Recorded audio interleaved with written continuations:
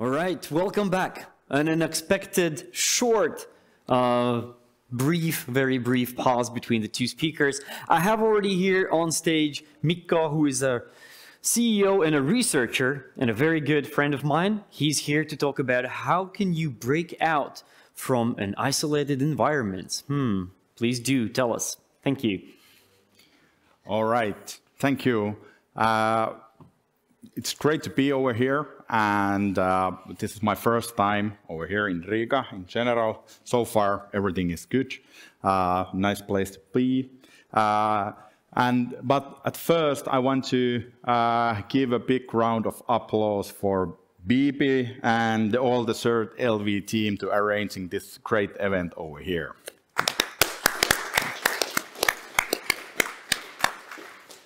All right, so today I'm going to talk about escaping from the isolated environments.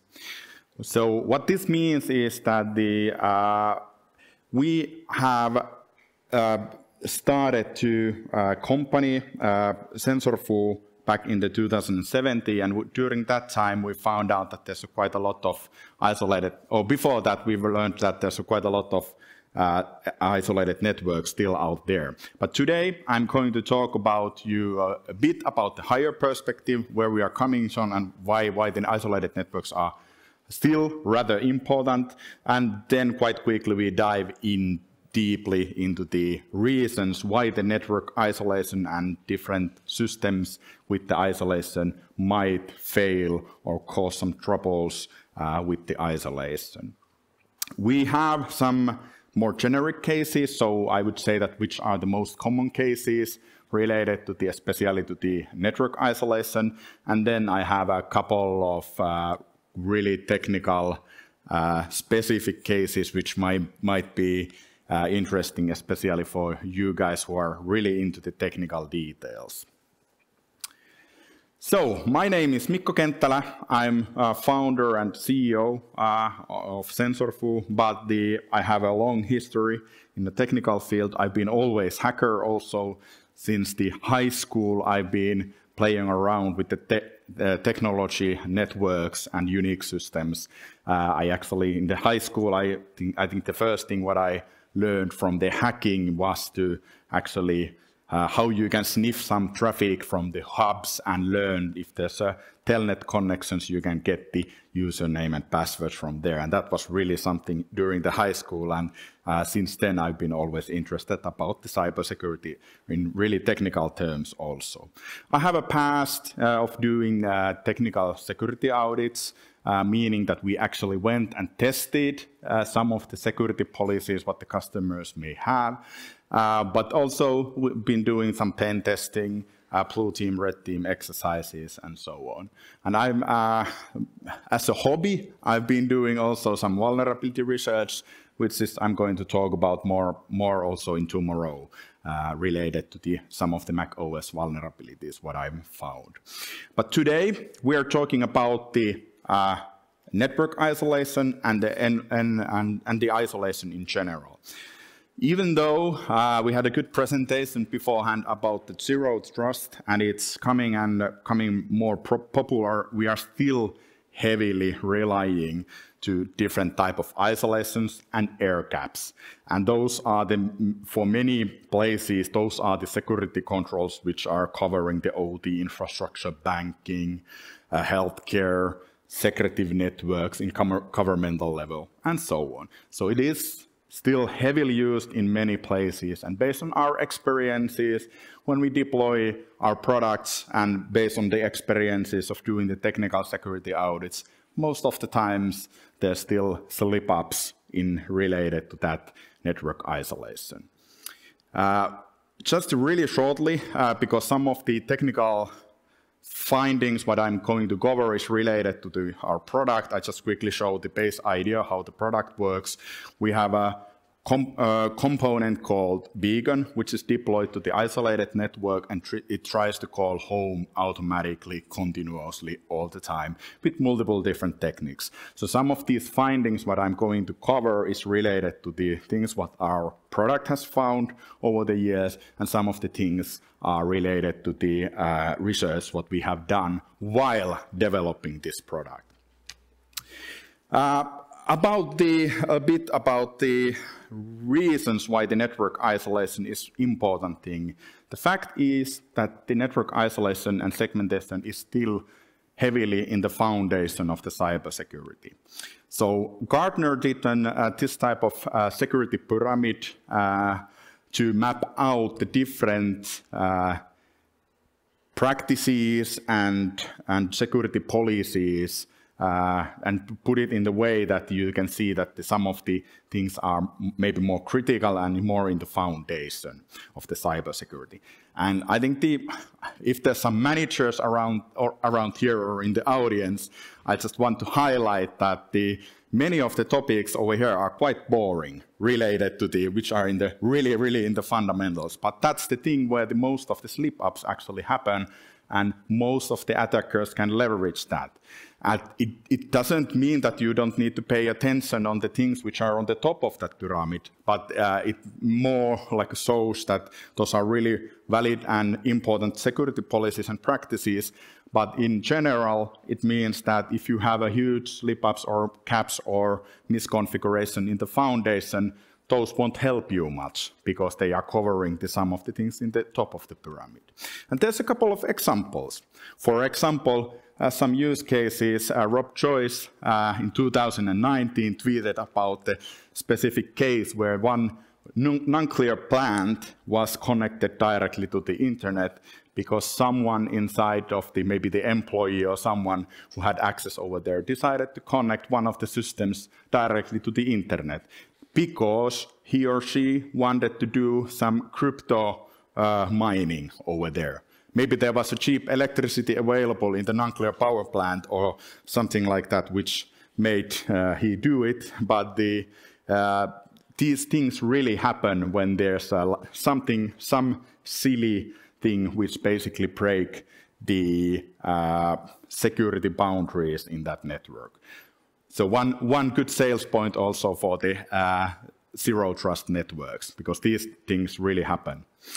And this is the case what you most likely know already, but I just want to highlight some of the things. So there was a cyber attacks in Ukraine in 2015, which led to the power outage in certain environments over there, or certain areas of the country.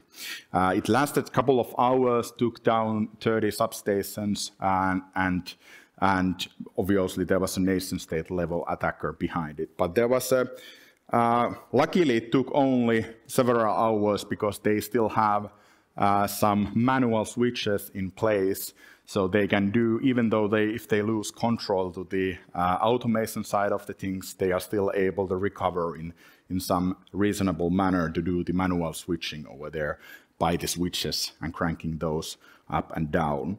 But that's not always the case in all of the critical infrastructure network. But there was one highlight which was highlighted by the SANS, that the proper network segmentation was the #1 recommendation from the architectural point of view in this case.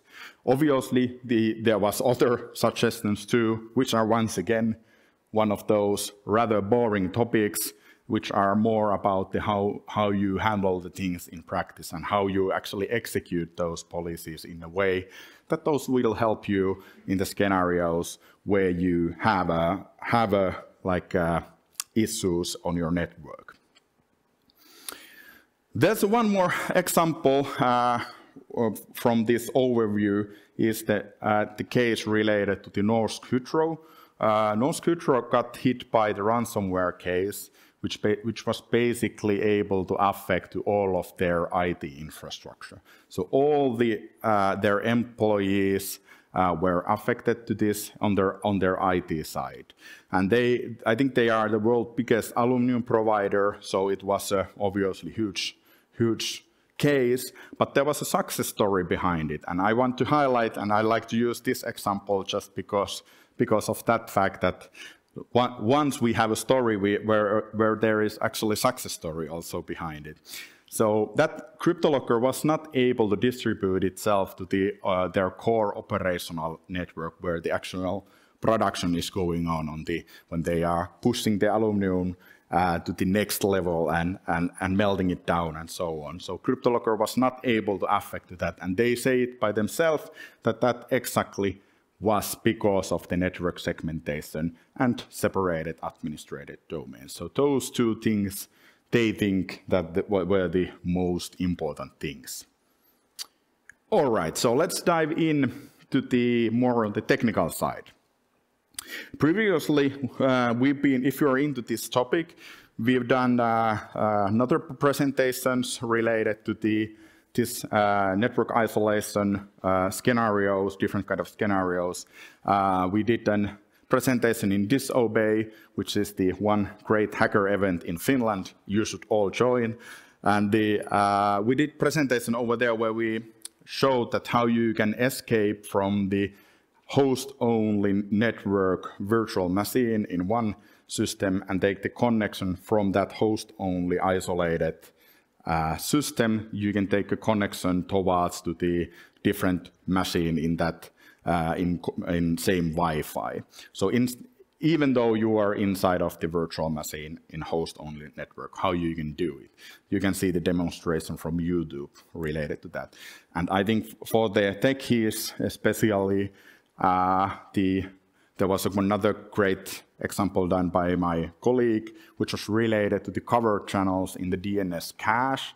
So I think some of you have heard about the DNS tunneling before, but this was something different. Typically, when you are using the DNS tunneling, you have to have the registered domain names, but my colleague was presenting the way to leverage the DNS cache in a way that you don't have to have the registered domain names. You can just use the negative cache from the DNS system in a way that you can leak out the data if you have a DNS available. So let's dive into the network isolation topic.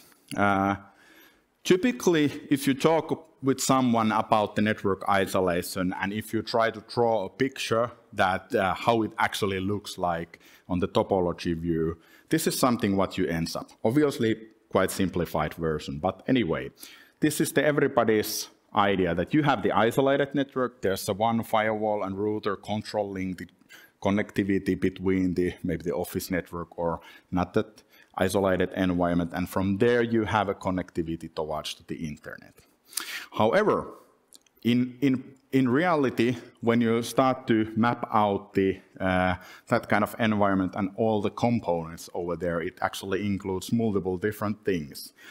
One of the things is the spare gateways. Those may be hot swappable gateways which will jump in if the main primary gate will go down and so on. But it might be that it's already ready to route all the traffic. So even though you have the firewall and router in place, there might be separated devices which are capable of routing the traffic, which are not active in the network, but those may be able to, you can maybe use those even though those are not thought to be used.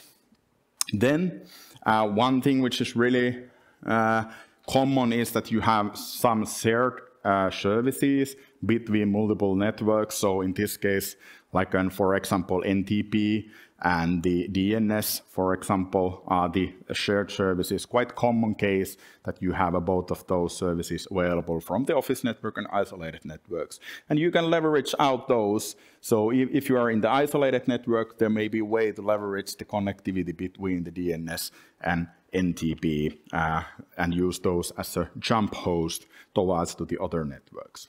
Then there's many times, especially in the OT world, there's so-called support gateway, which is installed to the automation environment.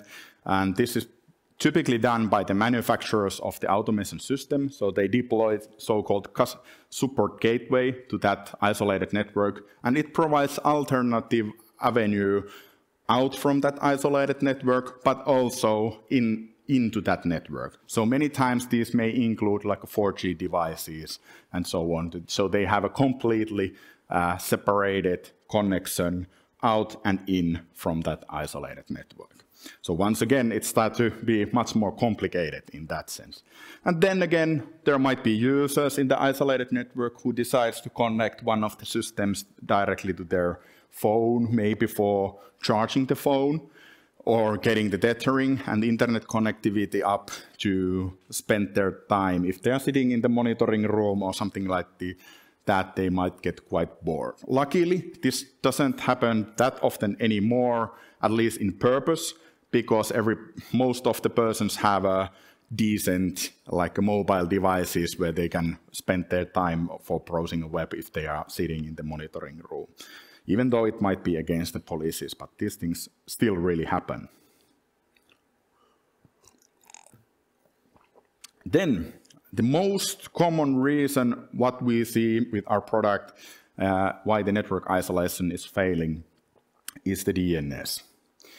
So I think there's a couple of reasons behind that. I think that's the might be most common idea which comes to everybody's mind, that the DNS actually might be working in most of the time. So even if we are talking about the critical infrastructure and the factories in the OT network or some other isolated network, DNS is surprisingly often available.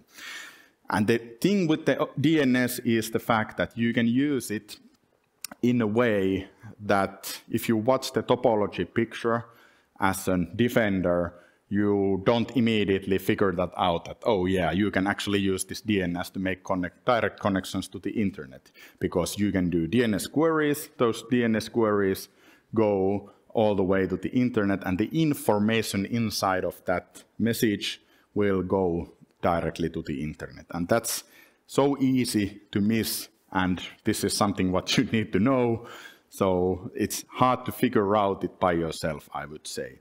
Many times, the organizations need to deploy some sort of single sign-on.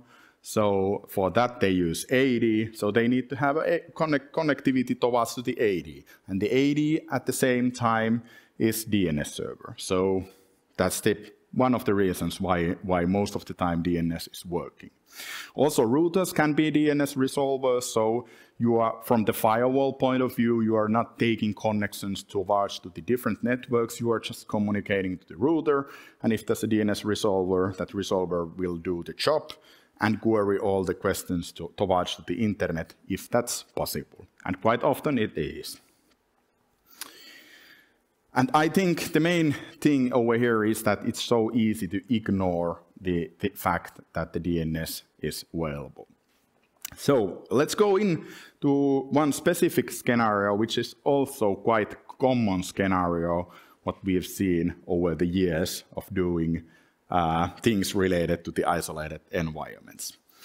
So in the industrial network segmentation is the #1 strategy to defend it. So typically, when you discuss with the owner of the OT environment, pretty quickly, if you ask at how you have taken care of the security of your organization in the OT side, the most common answer is the network isolation.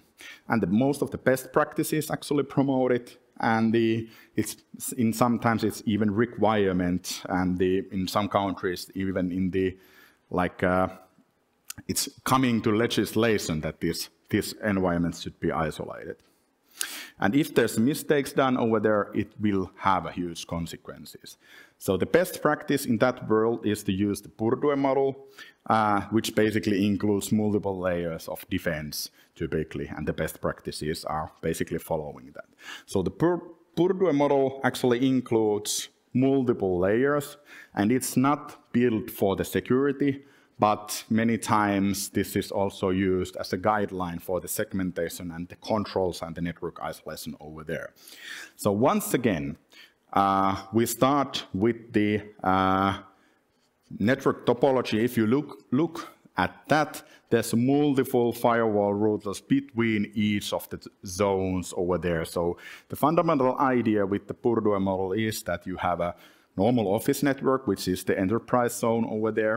Then you have an industrial DMZ zone, which may include some shared services which are used by the other systems inside of the factories and so on. So PLCs and ICS devices are in general using those services commonly. And from that network zone, you typically have some connectivity towards to the internet, although it may be restricted. But the idea is that it's shared. It includes shared services for the other bottom levels over there. Level 3 network typically is the site operation and control level, so you have like monitoring rooms and so on in that place. And then you have the cell zone or area zone, which actually includes those PLCs and the sensors and devices, and those should be also contained to the separated networks. Obviously, not always these are not implemented in completely.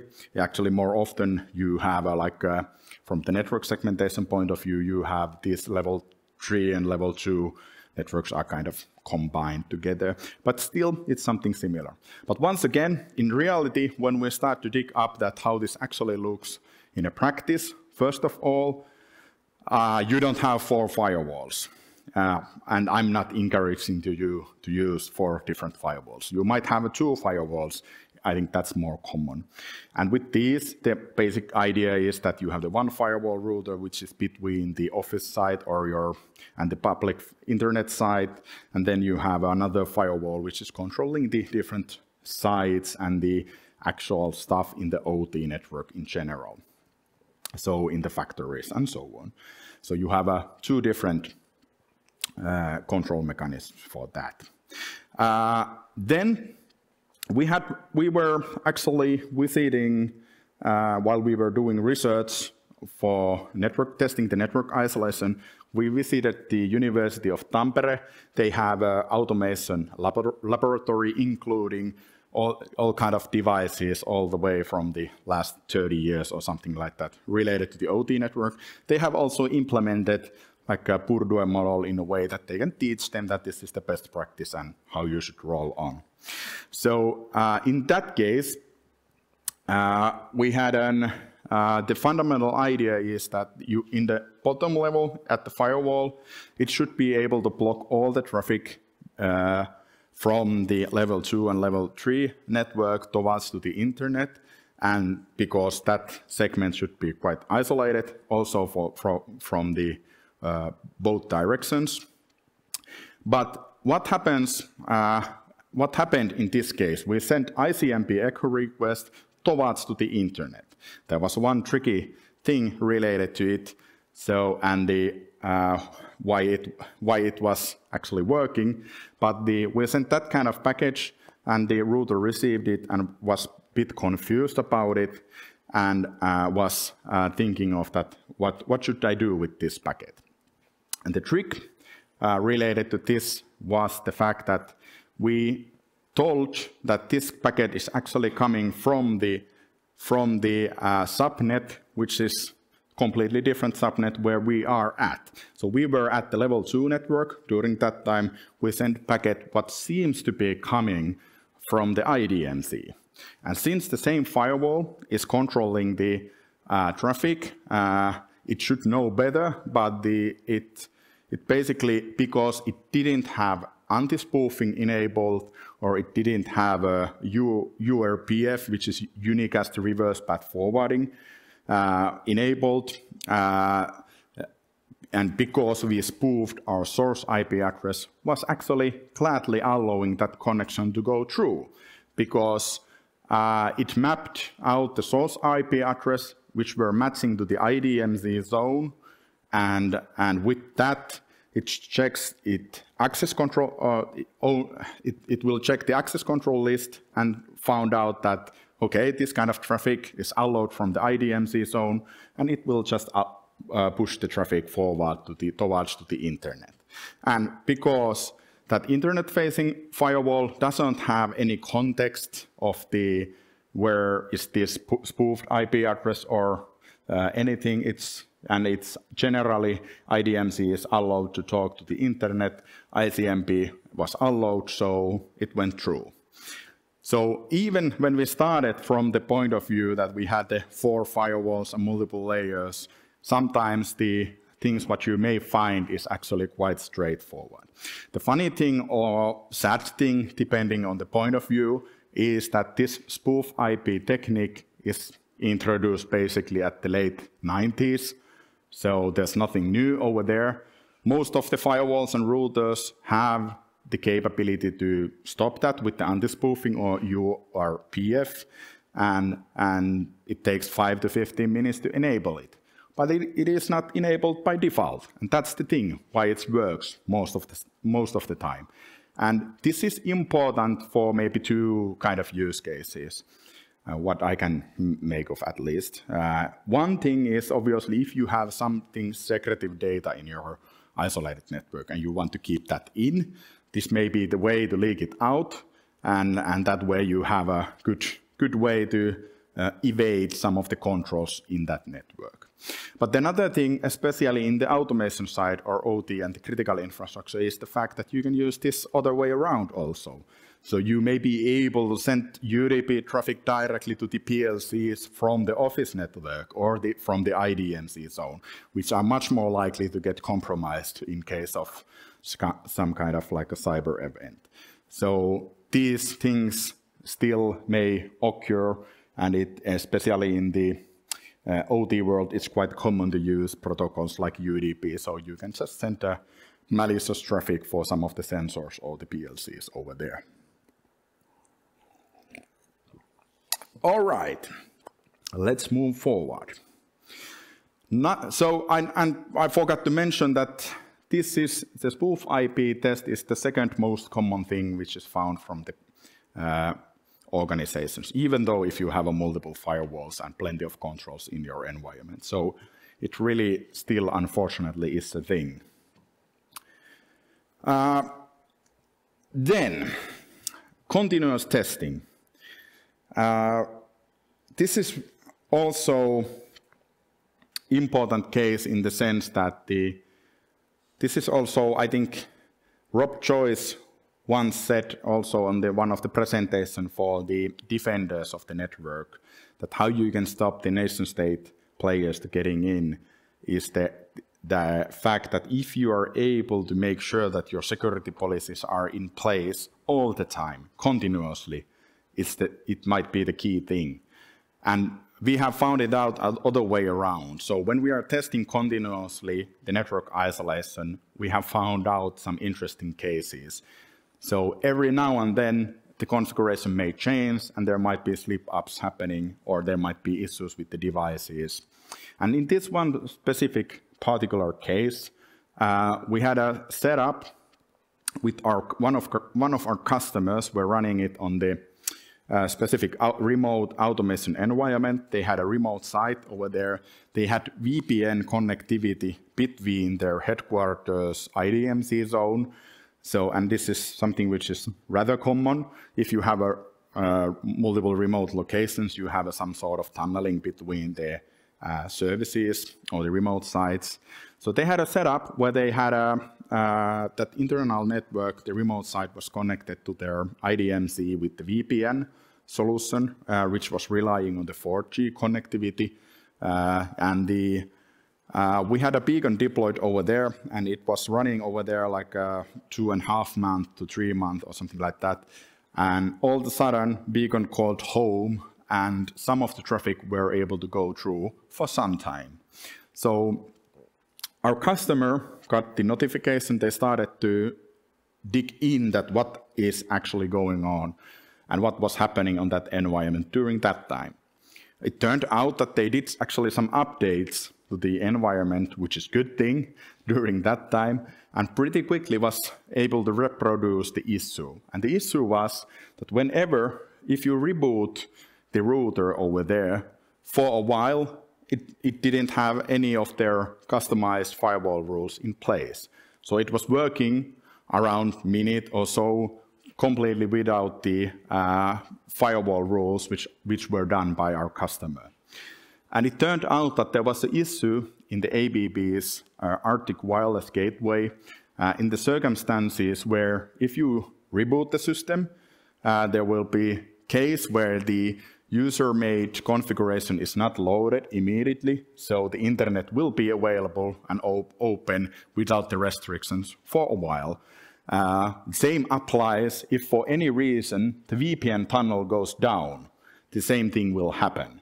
And this basically allows if you have an infection on the site, and during that time all the connectivity will be available. So we have multiple similar cases related to this, most of the time related to the configuration changes and so on, which we have seen over the years to happen. And the third most common reason why the network isolation is failing is something related to the changes in that environment. And you can only find those out with the continuous testing, and those are basically not visible all the time.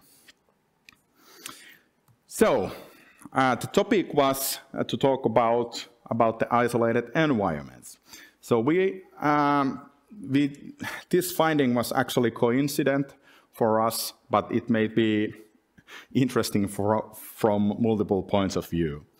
So isolated Windows, which is able to call home even though it's in the restricted environment. So this is a real case, also happened during we were developing the Windows application related to our product. But this thing happened in a way that I have my hobby related to the vulnerability research, but also sometimes I do a bit of malware analysis. So I have an isolated network at my home laboratory. And I had already like Windows running in there, and I had our beacon running over there as a virtual machine. Everything working correctly. This is basically the firewall rules that I had on that firewall and gateway, basically block everything immediately, and with the only exceptions that from that network you are able to take connections towards to the file server, and then you have a connectivity to the Microsoft services to getting the updates for the Windows system whenever I need it. And then I had the DNS allowed for my local resolver. And the issue was not the DNS in this case. So I got the binary from my colleague related to the beacon, which I got the binary for the Windows. I installed it, and it went well. That was one of the first versions of the build, so I was surprised that everything went smoothly, and the guys were done a good job in that sense. But all of a sudden, I got the notification that that beacon was able to call home, and I was wondering that what the hell is going on, because I already had an isolated network. I have a beacon running over there, testing the network isolation all the time, and it's working as expected. No connectivity out from there. So the leakage looks like this. Then I went to check out that, okay, beacon was able to call home, and pretty quickly figured out that this is not my IP address. The receipt from address is not mine. So I get really paranoid about what is going on. Is someone compromised my environment? Is he or she stealing all the data that I'm uploading over there? Or what the hell is going on? And the guys pretty quickly figured out that this is coming from the Microsoft. So now, next level of paranoia kicks in. Why the Microsoft is running my binary and why the connectivity is coming from there. I started to check around that is this same IP range for the Azure and so on, the services what the Microsoft are providing, but no. And it turned out, after a while, of a couple of tens of minutes of stressing out about what might be going on, the reason was this. And the fact is that if you have a Windows on your system, as many of you most likely have, there's an automatic sample submission, which is enabled by default, which is basically capability to upload all the unique executables to the Microsoft. And what Microsoft will do with that is that they run it automatically on their sandboxes and do analysis for that. The cool or troubling thing was the fact that Beacon was also able to call home from that sandbox and made it all the way through. So in this topology, the thing was that I had allowed the connectivity towards the Microsoft, and what happened was that the Defender sample was submitted to the Microsoft, and they ran it on the sandbox, and from that sandbox, Beacon was able to go home, and it was really surprising for me. So this is quite a rare case, but if you are wanting to build some scenarios or something like that, there's also research done before related to this topic and proof of concept. Unfortunately, I cannot remember the name of the guys or the organization who did it, but you can leverage this technique in a way that you have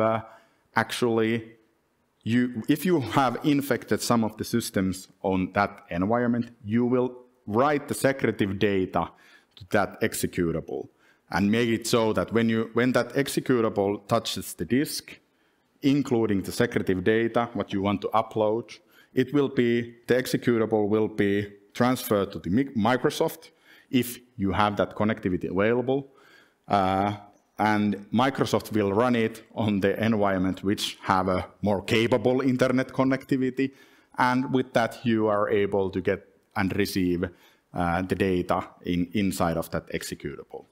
Bit far-fetched for the average criminals, but maybe not for some other organizations.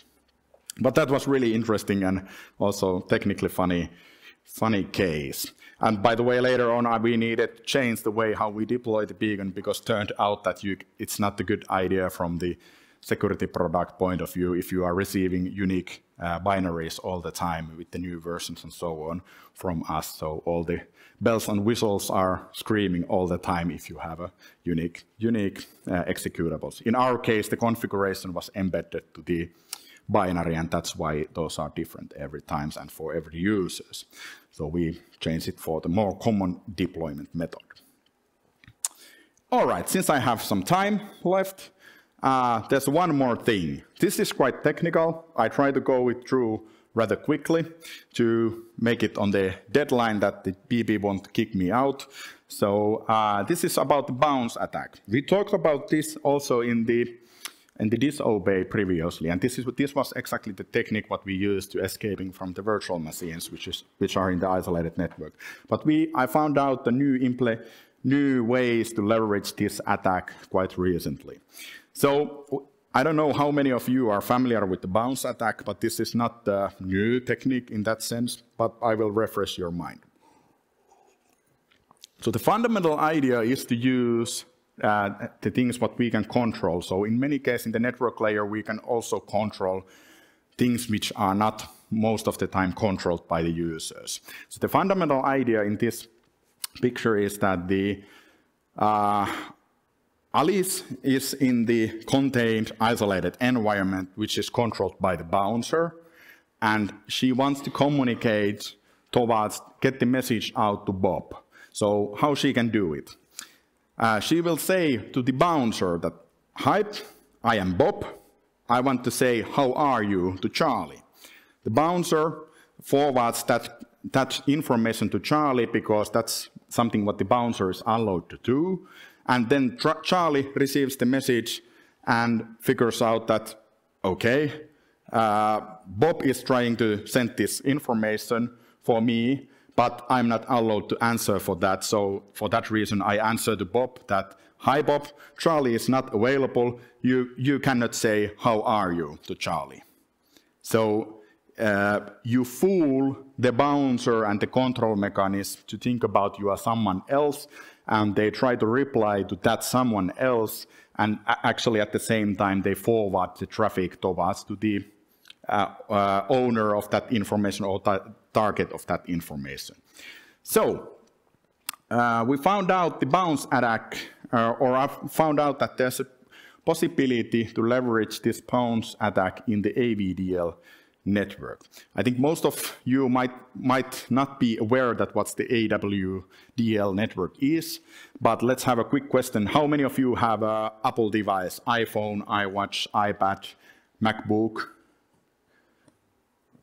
Couple of you, yeah, maybe half or 1/3 of the audience have an Apple device. So the thing it might be that you don't know, but our devices are communicating continuously or every now and then between each other, all the Apple devices. So my laptop is talking to your watches and your phones every now and then. And this happens so that Apple has an ad hoc wireless network for Apple devices. It will be triggered by the Bluetooth low energy. I broadcast that, hey, I have something to say for everybody, and your devices will go online on that AWL network and say, do the introductions to each other and maybe share some ideas that what kind of services there may be available. So I was thinking that can this be used for this kind of scenario where you have a high security network which is air capped, so there's no routers or connectivity out of that environment, but you have infected MacBook in that environment and someone walks in with the phone on his pocket. And can we leak the data out? And here's a demonstration. I will talk this through also. So I was able to find out that in this environment, which is used by AirDrop, AirPlay, handoff, others, we were actually able to get the data out from that environment. So you have the isolated network, you have the infected MacBook over there with the secrets, and then someone walks into that near to that environment, and the iPhone and the MacBook will start to discuss between each other automatically. MacBook finds out the new device in that network and start to do probing to get the connectivity out and a bit more information and can push the data towards the internet. And the bounce attack was used in this case. And this is basically how it looks like in my demonstration. Hopefully you can see it. On the top terminal is the MacBook, which are in the isolated network, and on the bottom is the terminal, which is actually at the server at the internet. So now we are receiving the Mikko's iPhone come to the next to the MacBook, found out that there's a certain information, but also public IPv6 address, which is related to that device.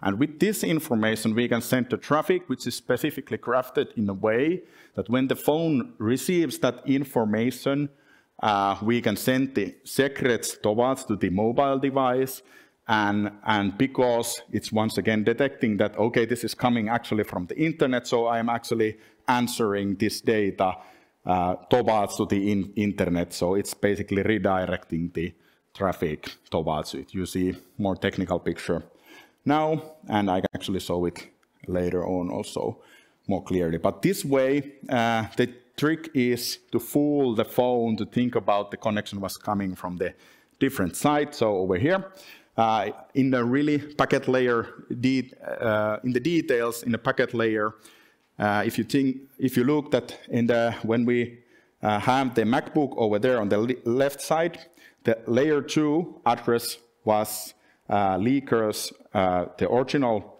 MAC address, and the destination was the AWDL interface in the phone. So MAC address is related to that. But the layer 3 address is actually not the same IP address what the AWDL address was. We use source IP, which is actually the server at the internet in the layer 3 level, and the destination was the iPhone's mobile interface IP address. This is the important part. That way, because we are in the layer 2 level, the connect will go smoothly into the mobile device, and later on in the network stack, it will be resolved. The IP addresses will be resolved, and the phone thinks that that traffic was actually coming from the mobile interface. So it's okay to send the packets towards to that direction. And that will actually happen. And that way, the receiver will get the secretive data from that isolated environment. All right, so some conclusions. DNS works most of the time. So that's That's really how it goes. Unfortunately, malware writers actually know about that too. That's why they are using DNS as a command and control channel so often. Anti-spoofing is not supported or enabled by default, and that's why it's still happening, even though this is a technique which is known to be work since the 90s. Issues with the firewall access control list, so you have forgotten test rules, too wide allow rules, some misunderstanding. For example, if you have configured the network stack in the cloud services, if you add block all connections to outward connections, it actually won't stop all the outward connections. For example, DNS will still work. Software updates are needed, so that reason there's a wide rules. This is important to remember that switches, routers, and cabling is also part of the isolation. So sometimes someone might connect the cable the wrong place, which means that the two networks are joined together. Everything might work smoothly, but you have two networks in one layer 2 network. These things really happen. So that's not helping with the network isolation. One interesting thing is also that we normally talk about the IP protocols ICMP, UDP, and TCP.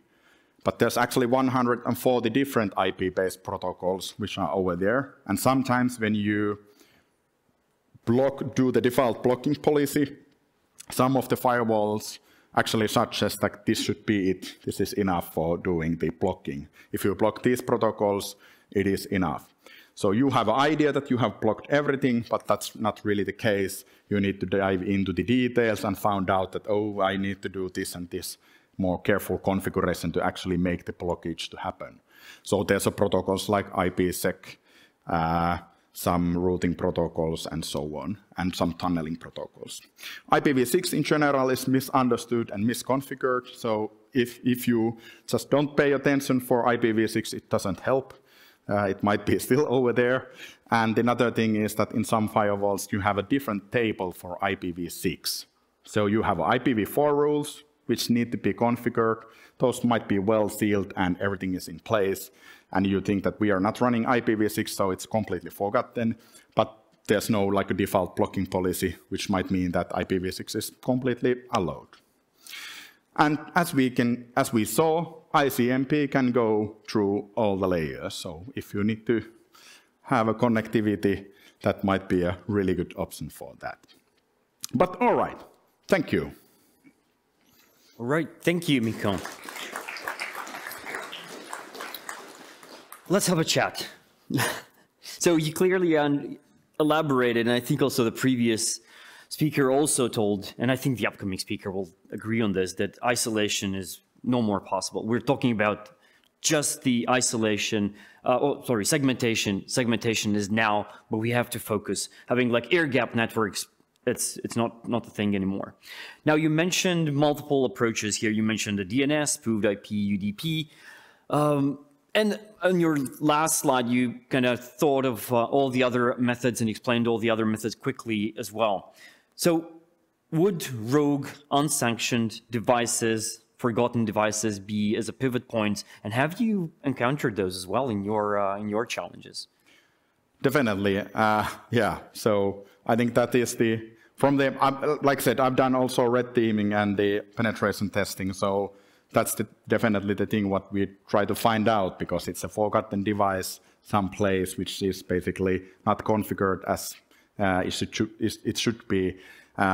There's no cases what I can share like real cases from the customers, but it is really true that that's the case, and especially that happens also with the support gateways in the OT environments, which surprises me that you have your bulk devices which are deployed to the on-site, and it might include that you have an alternative routing point also. So that really happens. Right, but the solution that you have evolved and developed, that uses multiple techniques to figure out how to get out, right? Yeah. How would it identify? Does it do also the asset inventory of what is visible as well? Yeah, good point. We are actually not collecting the asset information. We do it in a way that we have opportunistic tests which are running continuously, and if something goes wrong on the isolation, you get the notification. Then it's it's up to the customer to decide, was this something what you're expecting or not. Many times it's something what cuts you off guard, but sometimes you need to have you only have the restrictions in the place. It doesn't mean that it's fully isolated, like you said. So it's up to the customer to decide that how well they want to control it. But most of the time, most of the customers actually want to do good controls. So they want to have an access list, which is really the access list in the sense that only these connections should be going to the outwards or the coming in. Right. Have you tried to abuse also industrial control system protocols to your benefit as well? Yeah, but well, on the research side, not on the product side, because there's a high risk of something surprising to happen, which is not like the idea, in the sense that our product should be running on the production environment all the time without causing any troubles. So in the research side, we have done some things, but not on the product itself, because there's a risk for causing some troubles. Right. And the solution that you've developed, it verifies if it is, in essence, possible to leak information out, if I understand. Not necessarily to provide a control mechanism over the information, not necessarily, not always is going to happen. It depends on multiple conditions and also the protocol in use. So what about having an impact? Would that be possible, like breaching the isolation and also having an impact as well? Yeah, so typically what happens is that if you test it from the inside point of view, you find out some misconfigurations. These same issues might go other way around, I would say. But when we are, most of our customers, they actually have multiple layers of the protections. For in that sense, they are also worried about the testing the network segmentation inside of their organization. But also, many of the places where the beacons are actually running are the places where the customers actually want to control the outbound connectivity. So for them, it is a big impact already that if they find out some misconfigurations. And this comes because they know they have had, many of the customers have had cases where the potential malware have came in via USB stick or something like with a malicious laptop or something like that. So they are really aware about that. Right. And I think one of the questions that I might ask to Jamie after the session is over is how easy it is to implement zero trust in industrial control systems, if that is possible at all. But let's have a discussion after that with you. Are there any questions from the audience directly to Mikko? If not, catch Mikko during the session. He'll be here. He'll be also speaking tomorrow. He'll be explaining about how he hacked some things, but that is already left for tomorrow. Thank you, and this is a gift from CERT.LV. Thank you. Thank you. So much.